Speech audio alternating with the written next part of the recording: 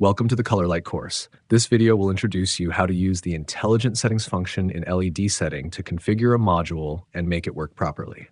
Before starting the setup, we need to confirm some information about the module, including the model of the driver IC and decoder IC, the width and height pixels of the module, and the number of scans. In addition, we also need to confirm the device information, including the model of the receiving card and the connection method between the receiving card and the module.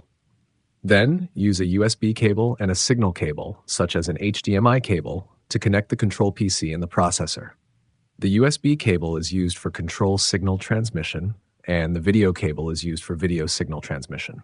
And we need to use an RJ45 network cable between the processor and the receiving card, and flat cables between the modules and the receiving card. Please note that it is best to connect to the module using the first port J1 of the receiving card, because the display of the intelligent settings is output to this port by default. LED Vision software can be downloaded from the Colorlight official website.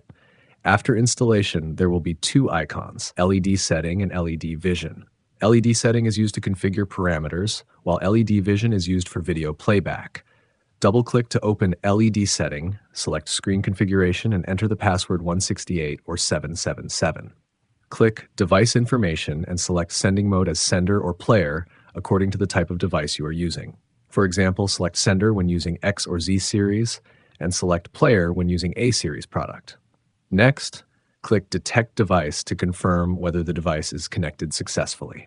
Please check the hardware connection status and power supply if no device is detected or the number is incorrect. Move to the Sender Settings interface, set the window size to the same as the LED screen resolution, and switch to the signal source of the corresponding input port. If you want to test only one cabinet, the window size can be set to the same as the signal source resolution. Next, move to the Receiver Parameters interface and click Intelligent Settings. In Wizard 1, select Single Type Module. In Wizard 2, fill in the module information here. First, fill in the width and height of the cabinet. This data usually represents the width and height of the area controlled by a receiving card. Next, fill in the width or height of the module. Select Vertical Route if you are using a vertical route design module. Please fill in the number of empty points here when your module has empty points. You can usually get this data from the module supplier. Third, according to the driver IC and decoding IC information obtained previously, select the corresponding chip model. Fourth, select the data groups according to the receiving card model, which will determine the number of data groups we can use. After that, select the drawing output port as J1 or J2, which means we will see the guidance picture on the module of the first port of receiving card. Please note to select J3 or J4 data group in LED setting if you use J2 port of receiving card. That is because there are two data groups for each port of receiving card. At the end of Wizard 2, select from right to left according to the data transfer direction of the module, and then select parallel data according to the data type. On the back of the module, one of the arrows indicates that the cascade direction is from right to left from its front view, and the other one shows you the correct installation direction. Click Next, and the following settings will be based on the actual display of the module. Please pay attention to the real-time display of the module. In Wizard 3, clicking 1 and 2, the module is displaying black in State 1 and white in State 2, so select State 1 displays black and State 2 displays white. Click Next.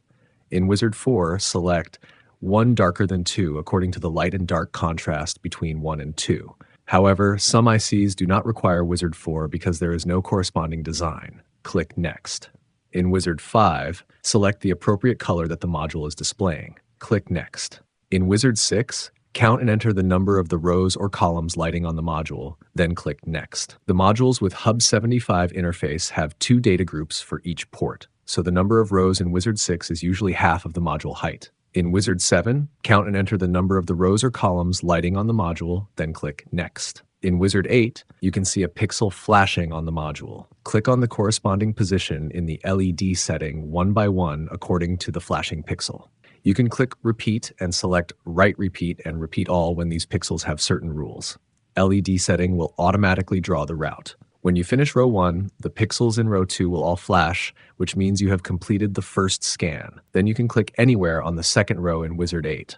You can also use the arrow keys on the keyboard to complete the drawing. Next, complete the remaining rows, then click Finish. Pixels will not light up when there is an empty point at a position. Click Empty Spot and then continue to complete the next settings based on the flashing pixels. After completing the intelligent settings, click Send, and the parameters will be sent to the receiving card.